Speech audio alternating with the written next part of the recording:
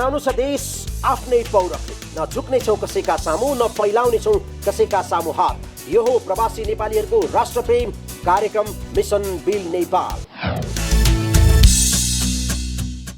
नमस्ते दर्शकबिन, स्वागत छ यहाँहरूलाई यो प्रवासीहरूको आवाज कार्यक्रम मिसन बिल नेपालमा। यतिखेर हामी छौँ यो काठमाडौँको मुटुस्थित पशुपति मन्दिर नजिकै रहेको विश्व रूपको यो मन्दिरमा। किराँती धर्म मान्नेहरूको लागि महत्त्वपूर्ण स्थान मानिने यो स्थलबाट आजको मिसन बिल नेपाल हामी यहाँलाई प्रस्तुत गर्नेछौँ। यो कीर्तिपुर नगरपालिका वडा नम्बर 14 को माथिल्लो गुट हो। यस वडामा करिब 700 जनाको बसोबास छ। वैशाखमा आएको भूकम्पमा पनि यस गाउँका 11 जनाको मृत्यु भएको थियो भने 18 जना घाइते भए। कीर्तिपुर नगरपालिका मध्ये सबैभन्दा बढी इटागोल टोलमा क्षति भएको थियो। भूकम्पले माथिल्लो गुट पनि बढी प्रभावित भयो। गोर्खा च्यानलको मिसन बिलको टोली त्यस गाउँमा पुग्दा छोरी, ज्वाइँ र नातिनी गुमाएका एक 45 वर्षीय हेमजु महर्जन भेटिन्। भूकम्पमा 5 जना च्यापिएकोमा 30 वर्षको छोरी, ज्वाइँ र 12 वर्षीय नातिनी गुमाएको उनले बताइन्। उनी भक्कानिँदै भूकम्पको बेला अरूबाट सहयोग नपाएको गुनासो गरिन्। सुन्नु मात्रै सकिँदैन, के माथि सुन्नु पर्ने, उसलाई कस्तो दाहा हुनु, उसलाई मेरो नातिले त्यस्तो सोध, नातिले कस्तो गरे भगवान्ले पनि त्यस्तो चाहिँ गर्नु नहुने जस्तो लाग्छ मलाई। त्यही पनि सुएर बसे पनि मान्छेले यहाँ आफ्नो जग्गाहरू केही छैन, हाम्रो यही हो। आफ्नो यो जग्गा पनि आफ्नो नाममा छैन, हजुरबाउको नाममा छ। अनि सबैजना त्यहाँ बारीमा बसिरहेको, यहाँ नबस जाऊ तिमीहरू, यहाँ नबस जा, यहाँ मकै रोप्नुपर्छ भन्यो। अब फेरि पछि मङ्गलबारको भैँचाले आएपछि मात्रै हामीले त्यो बोल्यो आएन उनीहरूले, अरू मान्छेले हामीलाई कस्तो गरी सुहाउनु पर्ने, हामीलाई मात्रै आफ्नो सम्पत्ति पनि केही छैन, यो घरयोट मात्रै हो मेरो। र खेत बारी भने एउटा के पनि छैन। त्यही पनि मान्छेहरू हामीले हेप्छन् पनि भन्छन् पनि। भूकम्प गएको 7 महिना बितिसक्दा पनि भूकम्पलाई नै सम्झेर अहिले पनि विक्षिप्त अवस्थामा छिन्। उनका घर अगाडि अझै घरका भग्नावशेषहरू त्यस्तै छन्। नगरपालिकाबाट आएका डोजरहरूले पनि उनको घरको भग्नावशेष हटाउन पैसा माग्ने गरेको उनले बताइन्। अहिले यो माटो फ्यालेर मैले पैसा 2000 मागिरहेको, आफूले चाहिने बेला चाहिँ मान्छे गाउँको मान्छे चाहिन, यो माटो फ्यालेर म 2000 दिन्छु र म खाने नपाएको म दिन्नु, होस् नि होस् गरेर राखिरहेको। मान्छेले यस्तोसम्म पनि गर्छ, सबै बाटोको सबैको हाम्रो त लगाएछ, ल हामी नि बगेर लैजान्छु, जहाँ लानुपर्छ। सरकारबाट पाएको राहतबाट जस्ताको घर बनाएर बस्दै आएकी उनी अहिले सरकारबाट केही भइदिए राम्रो हुने हामीले गरेको प्रश्नमा उनी केही पनि बताउन मानिनन्। मलाई अब खोइ अब के भन्यो, आफ्नो यस्तो हेर जस्तै यस्तो छोराछोरी नाति यस्तो नाति जस्तै त घुमेको थियो। अब जे दिए पनि के गर्ने, मलाई खानाले जसरी पनि हात खुट्टा बलियो छ, जे पनि मेरो खाने र आँट छ। घर र जहाँ भए पनि बसौँला, मलाई सबभन्दा ठुलो आफ्नै छोराछोरी लाग्छ। त्यस्तो अब ज्वाइँ छोरी जो उसको पनि कोही छैन, उता त्यही एउटा मात्रै हो। कति पिर पऱ्यो होला माले भन्नु त मलाई। उस उनी सानैदेखि नै आमा नभएको मान्छे, मैले नै आमा नि जस्तो गरेर म ज्वाइँ आएन च्यापन गरेर म आमा बसिराख्नु, मै पकाइ ल्याउँछ, उयो गएर च्यापाउनु जान्थेँ, उसैले पकाएर दिन्छ हामीलाई। वैशाख जेठको गर्मी, असार साउनको मुसलधारे वर्षा अस्थायी टेन्टमै गुजारेकी उनलाई जाडो महिना सुरु भए लगत्तै चिसोले सताएको छ। भूकम्पले यति ठुलो जनधनको क्षति हुँदा समेत आवासका लागि सरकारबाट कुनै पहल नहुन सक्दा दुखी छिन्। भूकम्पले मुलुकलाई तहस नहस पारेको 7 महिना बितिसकेको छ।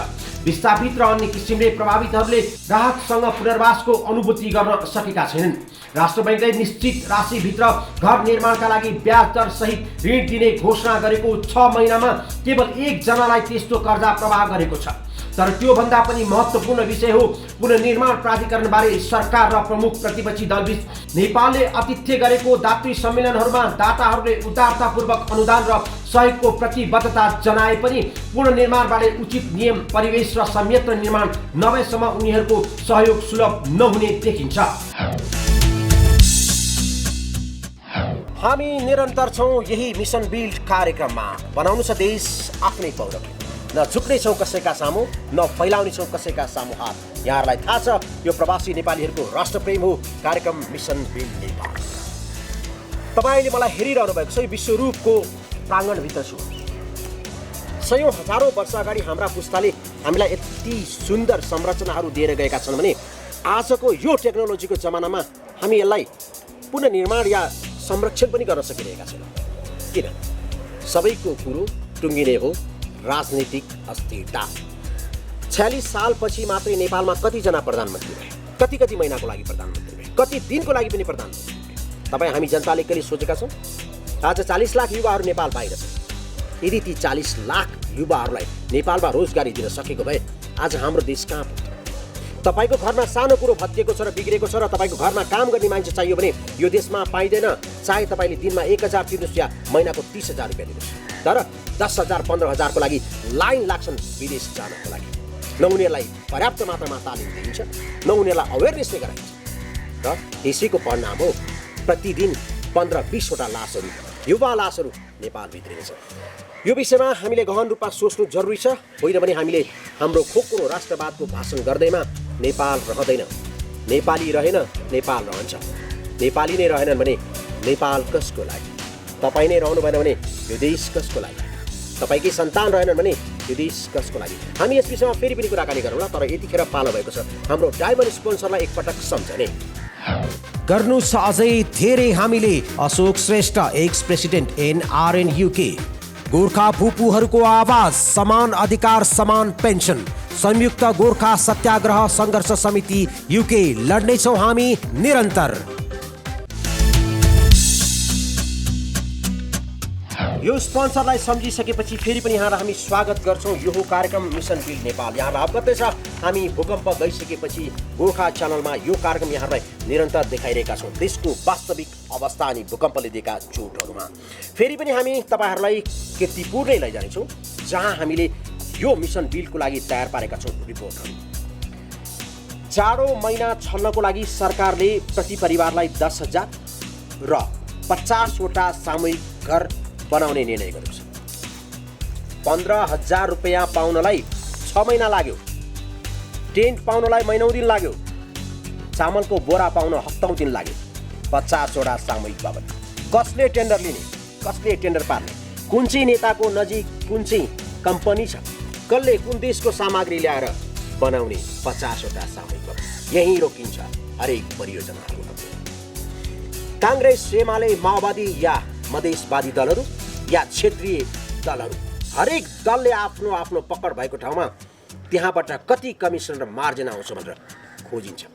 सरकारी कर्मचारीलाई दिने रासन र लत्ता कपडादेखि लिएर औषधिसम्ममा यहाँ कमिसन तोकिन्छ। के लाग्छ तपाईँहरूलाई? अहिले नाकाबन्दीले हामीलाई जुन असर पारेको छ त्यो असर हामीले भोग्नु पर्ने थियो? थिएन। आजको यो आधुनिक युगमा 1 हप्ता पनि यो भोग्नु पर्दैन थियो यदि नेपालका राजनीतिक पार्टीहरू इमान्दार भएर जनतालाई सघाउन चाहेको भए। नेपाल आय निगम कसको हातमा छ? नेपाल सरकारको हातमा। नेपाल सरकार कसको हातमा छ? राजनीतिक पार्टीहरूको हातमा। तपाईँ हामी जनताको हातमा होइन। यदि विश्व बजारमा जस्तै तेल, ग्यास र मट्टितेललाई खुला रूपमा खोलिदिने हो भने यहाँ कतिवटा कम्पनीले कसरी र कति सस्तोमा तेल दिन्थे थाहा हुन्थ्यो नि। सरकारलाई कमिसनसँग वास्ता छ। विकसित देशहरूमा कमिसन होइन, जनताले तिर्ने कर हेरिन्छ। उद्योग व्यवसायीहरूलाई बढावा दिइन्छ, सघाइन्छ। उद्योग व्यवसाय फर्स्ट आओस् ताकि उसले धेरै कमाओस् अनि धेरै कर तिरोस् राज्यलाई, अनि त्यो करले राज्यको विकास गर्न, जनतालाई सुविधा दिन सकियोस् र दैनिकी चलोस्। तर हाम्रो देशमा करमा भन्दा बढ्ता कमिसनमा ध्यान दिन्छ। यसैको यो परिणाम। तर पनि जे होस्, समयअनुसार हामीले परिवर्तन हुन सिक्नै पर्छ। सबैभन्दा दोषी तपाईँ हामी हौँ, जसले अनावश्यक व्यक्तिहरूलाई भोट दिएर त्यो ठाउँमा पठायौँ केवल उनीहरूको आफ्नो चरित्र प्रस्तुत गर्न पर्यो। यसरी नै हामी चिनेको भरमा अथवा पार्टीको चिने जानेको वा नजिकको मान्छे वा भनसुनको भरमा या एक छाक मासु भातको भरमा भोट दिँदै जाने हो भने बन्दैन नेपाल। कसले बनाउँछ नेपाल? नेपाल बनाउने काम तपाईँको हो। नेताहरूले त सपना देखाउँछन्, पुरा गर्ने तपाईँको कर्तव्य हो। उनीहरूले सपना एकचोटि पुरा नगरेपछि उनीहरूलाई हटाउन सक्ने क्षमता सिर्फ तपाईँ जनतामै छ। त्यो हो भोट हालेर। भोट हाल्ने बेलामा हामी कहाँ पुग्छौँ? को छ चिनेको मान्छे? कसले मेरो भतिजालाई जागिर लगाइन्छ? कसले मेरो छोरीलाई स्कलरसिप दिलाइन्छ? बस यसमै अड्किरहेका छौँ। जबसम्म यहाँ अड्किन्छौँ नेपाल यही अवस्थामा हुन्छ, अझ पछाडि जान्छ। हामीले भनेको कुरा यदि तपाईँलाई पत्यार लाग्दैन भने 1 मिनट मौन हुनुहोस् र चिसो मनले सोच्नुहोस्, छातीमा हात हालेर, कि तपाईँ इमान्दार हुनुहुन्छ आफ्नो देशप्रति? यस विषयमा हामी कुराकानी त निरन्तर राखि नै राख्छौँ, तर यतिखेर फेरि पनि म तपाईँहरूलाई लैजानेछु त्यही किर्तिपुर। 40 वर्षीय कान्छी महर्जनको समस्या पनि उस्तै छ। भूकम्पमा आफ्नो घर र पति गुमाएका उनले जस्ताको छाप्रोमा बस्दै आएकी छिन्। जाडो महिना जस्ताको छाप्रोमा कसरी कटाउने उनलाई चिन्ता छ। भूकम्पमा उनको छोरा र पति च्यापिएको थियो। सरकारको तर्फबाट टेन्ट, केही खानेकुरा र राहत स्वरूप 15,000 रुपैयाँ पाएको बताउँदै सरकारले एउटा घर बनाइदिए राम्रो हुने बताउँछिन्। सरकारको तर्फबाट त्यही 15,000 दियो, त्यस्तै अलिअलि टेनहरू दियो, खाने सामानहरू दियो। सरकारले अब अलिअलि गरेर घरसर यसो गरिदिए भए त हुन्थ्यो। कृषिबाट गुजारा चलाउँदै आएकी उनले सरकारको तर्फबाट 1 लाख रुपैयाँ र क्रिया खर्च पाए। त्यस्तै 74 वर्षीय ज्ञानीमाया महर्जनले भूकम्पमा आफ्ना घर र नाति नातिना गुमाए। भूकम्पमा केही जस्ता र खाद्य पाए पनि सरकारले अहिले घर बनाइदिए राम्रो हुने उनको भनाइ थियो। आयो, म पथरिएको बारी नाति है एकै ठाउँमा बसेको, घर कुरो आयो, यहाँ सबै है आयो बसिरह्यो। ओटो घर ठुलबारीको बारी नाटेको है। 12 बजेसम्म आएको, 6 बजेसम्म छिकेको छैन। त्यसो भए पनि मरेको के पाएको छ? पैसा दिएको छैन, त्यो जस्ता 9 पाटा दिएको छ त्यतिका। के भन्छु खोइ, सरकार मान्छे आउँछ पनि नेटालाई गयो, उसलाई दियो है। हाम्रो त केही पनि छैन, के गरौँ, कहाँ जाने? सरकारले के दिन्छ त्यही पाउँछ नि, घर बनाए पनि हुन्छ है। त्यस्तै 64 वर्षीय बुद्धिबहादुर शाहीले सरकारले वास्तविक भूकम्प पीडितलाई केही पनि नदिएको गुनासो गर्दै ललितपुरको आफ्नो 3 तले घर भूकम्पले ध्वस्त बनाए पनि आफूले केही नपाएको बताउनुभयो। भूकम्पले घर भत्किएपछि माथिल्लो गुटमा जमिन भाडामा लिएर जस्ताको टहरामा बस्दै आएका उनी सरकारबाट पाउने 15,000 रुपैयाँ पनि नपाएको गुनासो गर्नुभयो। दुःख गरेर खानै परेछ, सरकारले दिन्छु भन्छ, त्यो पनि पाउँदैन, त्यो पनि पाउँदैन। अब जुन जस्तो नेटाहरूको हातैमा छ। हेर्नुहोस्, पैसा त केही अहिलेसम्म रात पाक पनि होइन, भात पाक पनि होइन, आफै जोटेर खाइरहेको छु। अब केही न केही त गरेर त खानु पर्यो। अब त्यो रात आउला, त्यो सरकारले देला भनेर त बसेर पनि भएन, दुःख शान्ति गरेर त खानै पर्यो। हेर्नुहोस्, 15,000 रात आउनु शुद्ध पनि पाएन। कसको नमिलेन भन्छ, के भन्छ, उनीहरू आफै खाने खोज्छौ, त्यो त भएन नि। सरकार कुर्सीको तानातानमा लाग्दा भूकम्प पीडितले दुःख पाएको र वास्तविक भूकम्प पीडितलाई सरकारले व्यवस्था गर्दा उनी आफ्नो जोहो आफै गरिरहेका छन्। कुनै जनताको छैन, उनीहरूको मात्र कुर्सी तानातान छ।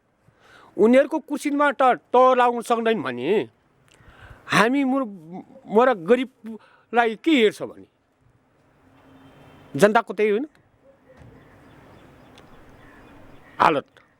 अब सरकारले तलाउन नसके त्यो त सरकारले गर्नु पर्यो नि, छानबिछान गरेर चाहिँ यो भूकम्प पीडित हो, यो गरिब मान्छे हो भनेर ज्याला गरेर खानु भने पनि त्यही हो। भूकम्प गएको 7 महिना बितिसक्दा पनि राज्यले भूकम्प पीडितहरूबारे नसोचिदिँदा उनीहरू कष्टकर जीवन बिताउन बाध्य छन्। त्यसै बहादमा बस्दै आएकी 51 वर्षीय राममाया लामाले काम गरी खानेलाई अहिले धेरै असहज भएको बताउनुभयो। हामीलाई न किनेर खानु पैसा भएन, काम गरेर खानेलाई काम भएन। भूकम्प आएको भयो। कगलले भात पकाउँछ टहरतिर, पालतिर, त्यतै गएर खायौँ हामीले। त्यो भूकम्प आएछ, अनि किन्न जाउँ पैसा छैन। त्यस्तो हालत हुँदा पनि यो गाउँ हामी बालमा बस्नेलाई धेरै बाहेक गर्दो रहेछ। यहाँको बासिन्दालाई मात्रै हो भन्ने। त्यस्तो भूकम्प पीडितमा मेरो बच्चाहरूले, मेरो नातिहरूले, बच्चा छोराछोरीले चिउरा दालमोट पनि खान नपाउने हिस्ट्री भयो भूकम्प पीडितमा। अर्काले चाहिँ यो गाउँलेहरूले चाहिँ गाउँलेलाई मात्रै हो, बालमा बस्नेलाई पाउँदैन भन्ने हो। त्यस्तोसम्म पनि भोगेर बसेँ। हुँदा अहिले फेरि नाकाबन्दी गरेर हेर्नुहोस्, हामीले पैसा भए पनि किनेर खान नपाउने यस्तो स्थिति भएको छ। नेपाल एकदमै भएर पीडित भइरहेछ। यसैपालि भूकम्प आउनु, यसैपालि नाकाबन्दी गरेर हामी गरिब जनता चाहिँ बसेर खान नसक्ने भइसक्यो। पाटनमा बहालमा बस्दै आएका उनको परिवारले भूकम्पपछि केही राहत नपाएको गुनासो गर्नुभयो। भूकम्पमा बस्न नमिल्ने गरी घर चर्किएर अहिले कीर्तिपुरको माथिल्लो गोठमा जस्ताको टहरामा बस्दै आइरहेकी छिन्। नयाँ वर्षको सुरुवातमै महाविनाशकारी भूकम्प, त्यसपछि तराई बन्द र भारतको नाकाबन्दीमा परेका नेपालीहरू दशैं, तिहार, छठ सबै मुख्य चाडहरू यसपालि अभाव र अप्ठ्यारोसँग जुझ्दै गुज्रियो। राष्ट्र र राष्ट्रियताका नाममा नेपालीहरूले यी अप्ठ्यारा परिस्थितिलाई केही नबनी झेलिरहेका छन्। ग्यास र पेट्रोल र दाउराको लाइनमा लामबद्ध भई सरकारले उपलब्ध गराएको कोटाको सामानमा चित्त बुझाइरहेका छन्। भूकम्पले घर गुमाएका पीडितहरू तराई बन्द र नाकाबन्दीको मारमा बढी परेका छन्। 100 दिन पनि नागिसक्दा तराई आन्दोलन अझै जारी छ। 45 जना भन्दा बढी नेपालीको ज्यान गइसक्दा समेत सरकार किन मौन? नाकाबन्दी र तराई बन्द खोल्ने उपाय गर्नुपर्ने सरकारका प्रधानमन्त्री र मन्त्रीहरू टेलिभिजनमा नीति तथा कार्यक्रम र बजेट भाषण जस्ता उबाउ भाषण गर्ने गरेका छन्। बढ्दो मानवीय सङ्कटका कारण अन्तर्राष्ट्रिय समुदायको ध्यान पनि तानिएको छ। विदेशमा पनि नेपालीहरूले नाकाबन्दीको प्रदर्शन गरिरहेका छन्। यस्तोमा सिसा फुटेको बस, चुलोबाट उडिरहेको धुवाँ, बसको छतको यात्रा, यी सबै नेपाली जनताले भोगेका उकुस मुकुस आखिर कहिलेसम्म? भूकम्पको पीडा त छँदैछ, त्यसमा पनि तराई बन्द र नाकाबन्दीले उनीहरू पीडादायी जीवन गुजार्न बाध्य छन्। हामी निरन्तर छौँ मिसन बिल्ड कार्यक्रममा, तर यतिखेर पालो भएको छ फेरि एकपटक हाम्रो गोल्डन स्पोन्सरहरूलाई सम्झने। Your building counts. YBC Cleaning Service Aldershot. The gorgeous traditional Indian dish, Everest Lounge. Fine Indian food, Holy Cow. The real taste of India. Nepali खाना, नेपाली गौरव, Monty's Nepalese cuisine, West Ealing, London. तमु संस्कृति, तमु परम्परा, गर्व गर्छौं हामी तमुदी UK. हामी गर्व गर्छौं हाम्रो कला, हाम्रो संस्कृति, तामाङ समाज UK.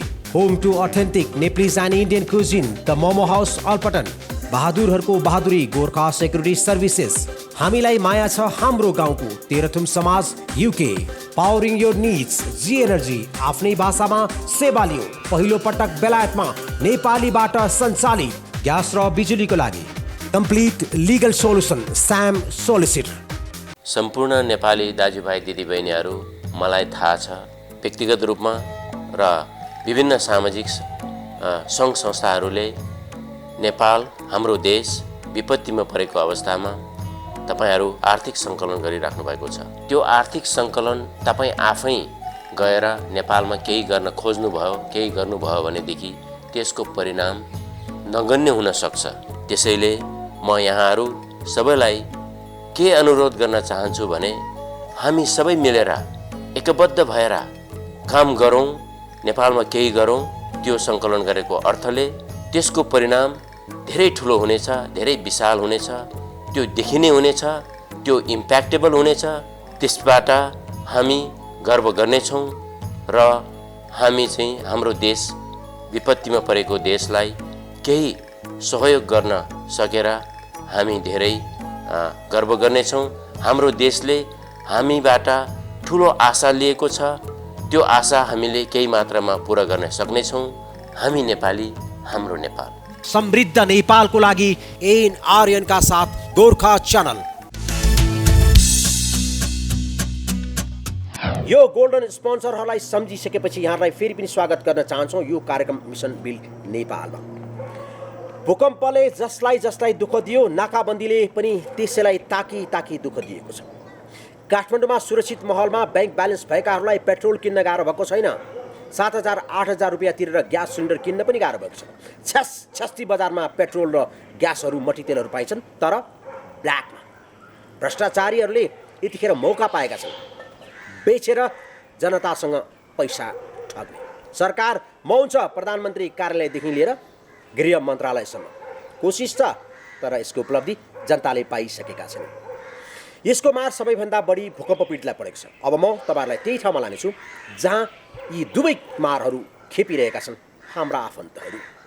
त्यस्तै 52 वर्षीय चनमाया महर्जनले भूकम्पमा 2वटा घर र 7वटा बाख्रा गुमाएको बताउँदै सुरुमा 3 जनाको परिवारमा एउटा त्रिपाल, केही खाद्यान्न पाएको र भूकम्पमा घरमा भएका सम्पूर्ण सामान ध्वस्त भएको जानकारी दिन्। 2टै घर लडेको,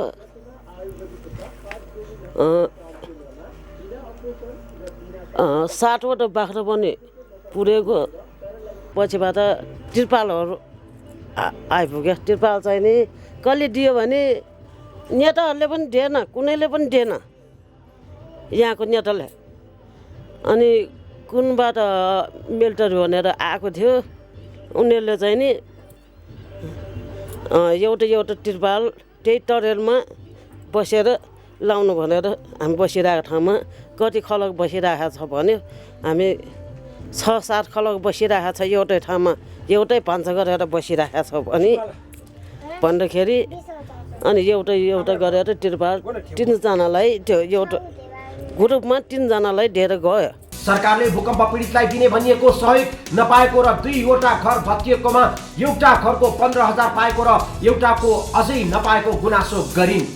2टा घर गएकोमा एउटा घरको चाहिँ नि त्यो 15,000 चाहिँ नि पायो अब फेरि पाउँछ भन्थ्यो। अब त्यो कुनै कुरा पनि छैन, अहिले उठाएको पनि छैन कुनैमा पनि। अब त्यतिकै बिर्सेर जाने भयो। अब यो नेताहरूको मुखमा पऱ्यो कि कुनमा पऱ्यो भने थाहा छैन, गोजेमा पऱ्यो।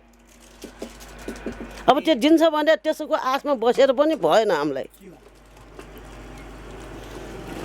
यो नेताहरू त उनीहरूलाई त दसैँ आएको भन्दा पनि उनीहरूलाई बढी भयो। हामीलाई चाहिँ नि दुःख भयो, उनीहरूलाई चाहिँ नि रमाइलो भयो। सरकारले दिने भनेको राहत नपाएपछि सरकारको केही पनि आश नरहेको बताउँदै उनले नाकाबन्दीले खान नपाएको बताए। हामीले त्यो टिभीमा त देखेको हो, कानले सुनेको हो, हामीले पाएको चाहिँ नि कुनै चिज पनि छैन।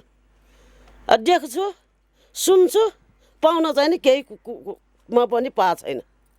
भूकम्पको पीडा भन्दा पनि ठुलो नाकाबन्दीका कारण थप पीडित बनाएको बताउँदै सरकारले जनतालाई झुक्क्याएको उनको आरोप थियो। मान्छे कसरी बाँच्ने? अब हुनेको त बाँच्ला, नहुनेको दिन कमाएर दिनमा खानुपर्ने मान्छे कसरी बाँच्छ? होइन, दिनदिनै कमाएर दिनदिनै खानुपर्ने। अब काममा जाउँ, बस छैन, तेल छैन भन्छ, कोहीको सिमेन्ट छैन भन्छ। कामदारहरू गरेर त्यो कमाएर ल्याएर किनेर ल्याएर खानुपर्ने छ, तिनीहरूले खानु पाएको छैन। हामी चाहिँ जस्तो तस्तो तै पनि अलिकति खान्छु। यहाँ सागपात लगाएको छ, तरकारी त जसरी भए पनि खोजेर पनि खान सक्छु, सागपात भए पनि खान सक्छु। खान नपाउने कति छन्। सरकारले त्यस्तो मात्रै हामीलाई त्यो आश मात्रै देखाउने होइन, दिने बेला चाहिँ केही नदिने। त्यो बच्चा त मान्दैन। म चक्लेट ल्याइदिन्छु, अब आउँदा है भन्छ, हस् भन्छ।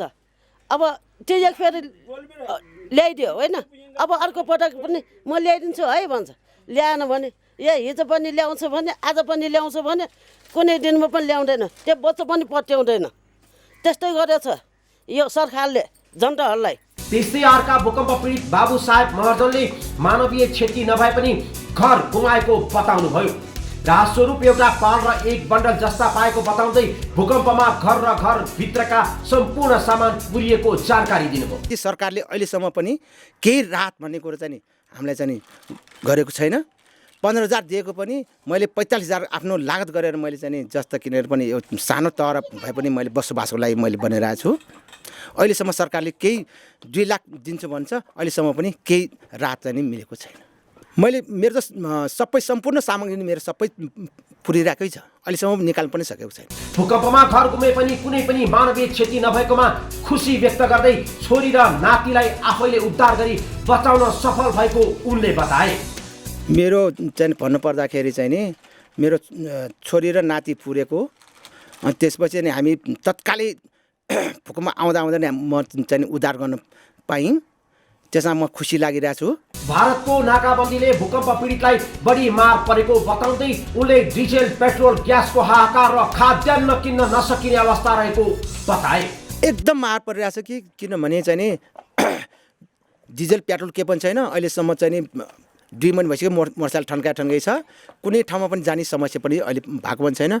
नाकाबन्दीले गर्दाखेरि दाल चामल तेल कुनै पनि किन्ने अवस्थामा पनि छैन, बजारमा केही पनि छैन। अहिले उनी जस्ताको छाप्रोमा गुजारा चलाइरहेका छन्। भूकम्पका कारण घरबार गुमाएर जाडो महिना आउँदा भूकम्प पीडित परिवारलाई झन् बिचल्ली पारेको छ। अस्थायी टहरा र पालमुनि बस्नुपर्दा भूकम्प पीडितको खानपिनदेखि स्वास्थ्य समस्याका गम्भीर समस्या देखिन थालेको छ। भूकम्प पीडित बसोबास गरिरहेको जस्ताको अस्थायी छाप्रोमा बाल बालिका वृद्ध वृद्धालाई चिसोले निमोनिया, दम, रुगाखोकी, छाती दुख्ने गरेको पीडितहरू बताउँछन्। यसैबीच पुनर्निर्माण विधेयक पास गर्न नसकेर प्रभावकारी काम अगाडि बढाउन नसकेको सरकारले भूकम्पले घर पूर्ण क्षति भएका परिवारलाई जाडोका लागि 10,000 रुपैयाँ उपलब्ध गराउने भएको छ। सरकारले मंगलबार जाडो याममा न्यानो कपडा खरिद गर्न मङ्सिर मसान्तभित्र 10,000 रुपैयाँ अनुदान उपलब्ध गराउने व्यवस्था गर्ने जनाएको हो। साथै सरकारले घर पूर्ण क्षति भएका परिवारलाई सामूहिक जमानीमा 3 लाख रुपैयाँ सहुलियत बैंक कर्जा उपलब्ध गराउने घोषणा पनि गरेको छ।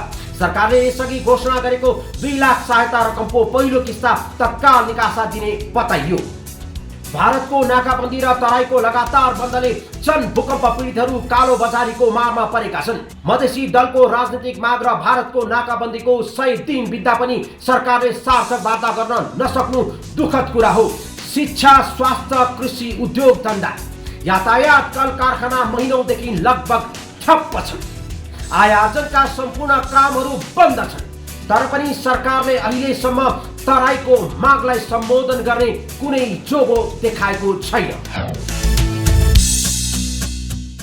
हामी अझै पनि निरन्तर छौँ यही विषयमा, भूकम्पले दिएका चोटहरूमा नै।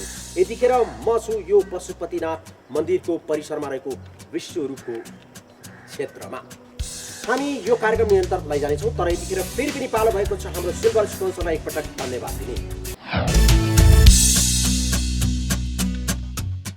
नेपाली गर्व Gorkha palace Nepali restaurant, simple secure money transfer Everest money transfer UK, हाम्रो भाषा हाम्रो संस्कृति तमु समाज युके, साउना क्याफे एन्ड रेस्टुरेन्ट फोक्सटन, गर्छौँ हामी सबैको सेवा, सेवा नै हाम्रो लक्ष्य, नर्सिङ एसोसिएसन युके, माया छ मेरो राष्ट्रको रोशन सापकोटा, अब बनाउनु छ देश आफ्नै पौरखले, गेम गुरुङ उपाध्यक्ष तमुदी युके, हाम्रो संस्कृति हाम्रो गौरव, Kirat Yakthum Chumlung south west London शाखा, हामी हो एक हाम्रो एकता, हेलिङटन गोर्खा नेप्लिज कम्युनिटी, रहन्छ निरन्तर देशको माया, Mahendra Kadel real dream education consultancy service London UK, Nepali खाना नेपाली स्वाद, आफ्नैपन आफ्नै खाना, एभरेस्ट क्यास एन्ड क्यारी हामसार, नाचौँ गाउँ रमाउँ निर्माया रोधिगर Aldershot UK, a true sense and delight of Nepalese culture and tradition, Gorkha event planner UK, नेपालीहरूको पहिलो संगठन AT association UK, Namaste travel and tours सधैँ विश्वासको प्रतीक, हामी गर्छौँ गरिरहन्छौँ हामीलाई माया छ, 4 भन्जाङ तमु समाज युके, सधैँ राम्रो दरभावका लागि Gorkha agency limited Plumstead UK, आफ्नोपन आफ्नै स्वाद गोर्खा सेफ न्युबरी, तपाईँको हिसाब किताब हाम्रो जिम्मेवारी, Asmita and associates, chartered certified accountants GNS associates, हाम्रो कपिल वस्तु हाम्रो गौरव Kapilvastu Samaj UK, love animals eat vegetables Chris food.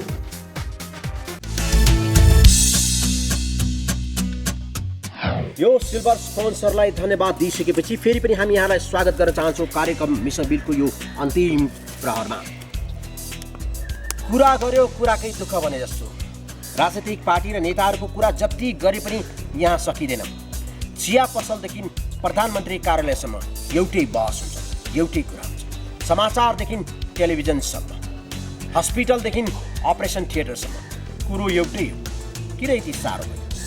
यदि नेपाल तेल ग्यास मट्टीतेल जस्तो अति आवश्यक चिजहरू विश्व बजारमा खुला गरिदिएको भए आजको यो अवस्था हामीले कहिले पनि भोग्नु पर्ने थिएन। तर कमिसनको लोभले हामी करोडौँ जनताहरूलाई यति ठुलो मारमा पारिरहेका छौँ। अरू त अरू अपरेसनको लागि चाहिने औषधि पनि छैन। नारायणहरूले शुद्ध औषधि नेपाल भित्राइरहेका छन् आफ्नो देशलाई परेको यो अप्ठ्यारो परिस्थिति।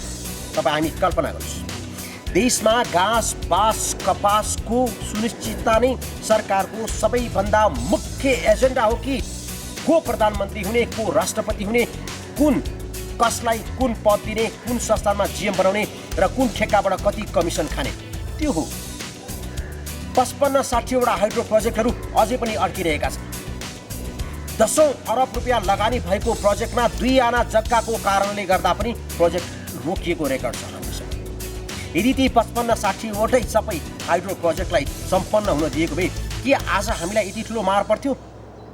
आज छिमेकीहरूले हामीलाई यसरी अपमान गर्न सक्थे? तराईको समस्यालाई देखाएर सक्दैन थियो। हामी कमजोर छौँ, हामीलाई कमजोर बनाए हाम्रा आफन्तहरूले नै। यसकारणले हामी यो अपमान सहन परिरहेका छौँ। तर नेपाली जनताहरू राष्ट्रियताको लागि भनेर मौन बसिरहेका छन्। तर कतिन्जेल यो धैर्य थामिएला। खोकुरो पेटको राष्ट्रवाद अनि अनावश्यक मिडियाबाजी गर्नको लागि गरिएको नेताहरूको भाषणले देश कहाँ पुग्ला। हेर्नुहोस्, यो विश्वरूप मन्दिरलाई देखेर तपाईँ अनुमान लगाउन सक्नुहुन्छ। करिब 7 महिना भइसक्यो भूकम्प गएको पनि जिउको तिउँ छ, केही परिवर्तन भएको छैन। विश्वका दाताहरूले दिने भनेको रकमहरू त्यही फ्रिज हुने अवस्था भइसक्यो।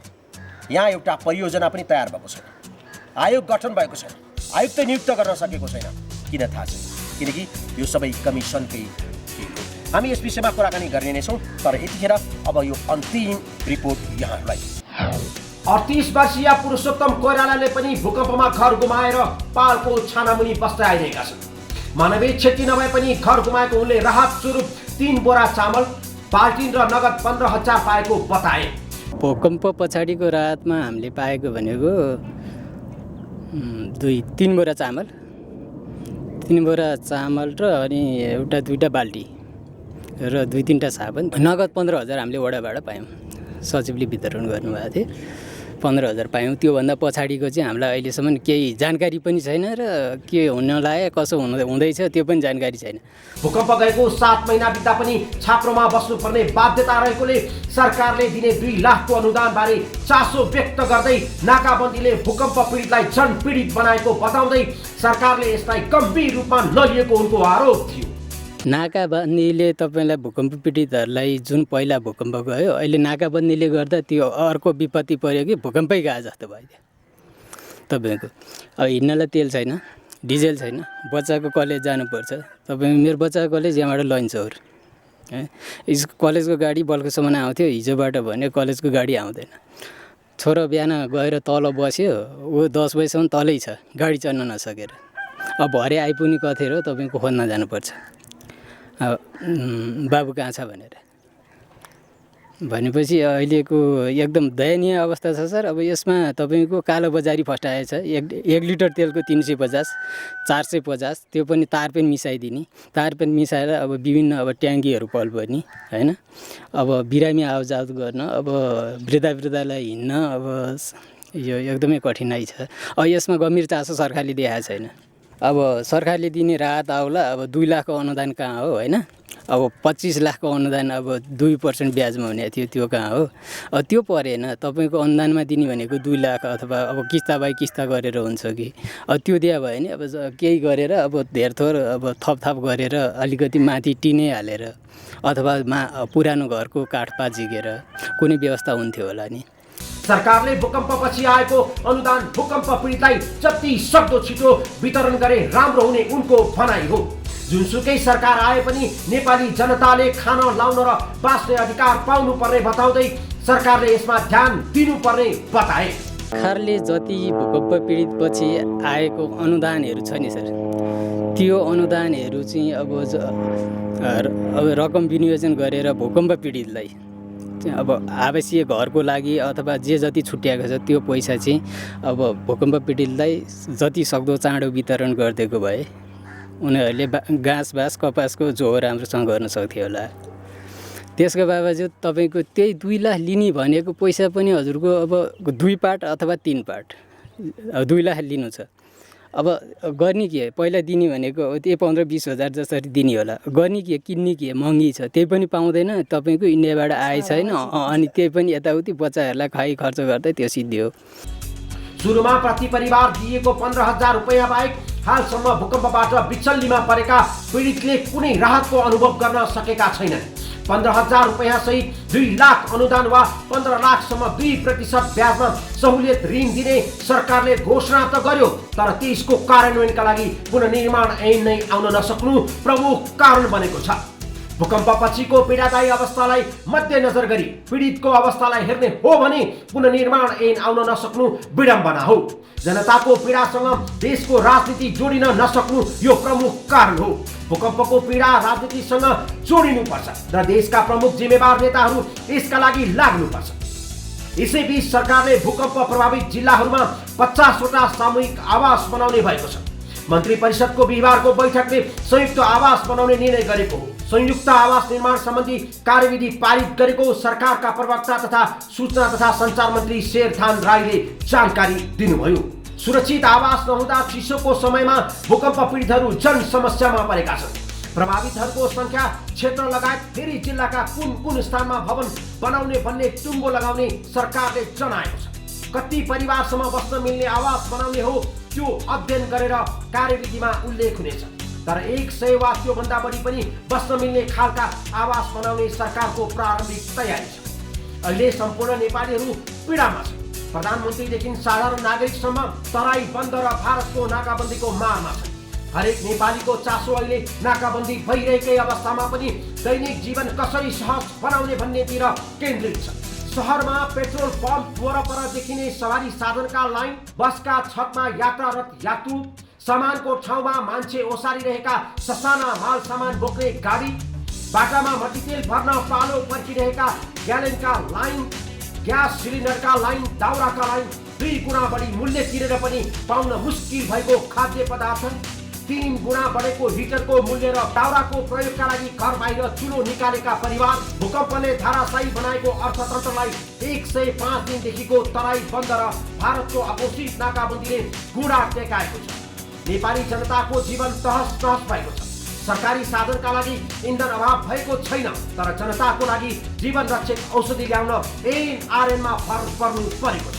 असम्भव त होइन, तर त्यसका लागि खै सरकारको ध्यान गएको। राष्ट्रवादको गफ र धम्कीले मानिसको पेट भरिन्न। छाड्नु र धैर्य आक्रोशमा परिवर्तन हुनु अघि यतातिर सरकारको ध्यान जाओस्। बनाउनु छ देश आफ्नै पौरखले, न झुक्ने छौँ कसैका सामु, न फैलाउने छौँ हात कसैका सामु। यो हो प्रवासी नेपालीहरूको राष्ट्रप्रेम कार्यक्रम मिसन बिल नेपाल। आजको लागि भने यति नै। यतिखेर यो कार्यक्रम छायाङ्कन गर्न मलाई सघाउनु हुने एगे पराजुली अनि अर्चना शर्माका साथ म राजेन्द्र भट्टलाई यो पशुपति क्षेत्रको विश्वनाथ मन्दिरबाट बिदा दिनुहोस्। अर्को हप्ता अर्को विषय लिएर यहाँ सामु आउने नै छौँ। त्यति दिनसम्मको लागि जय नेपाल।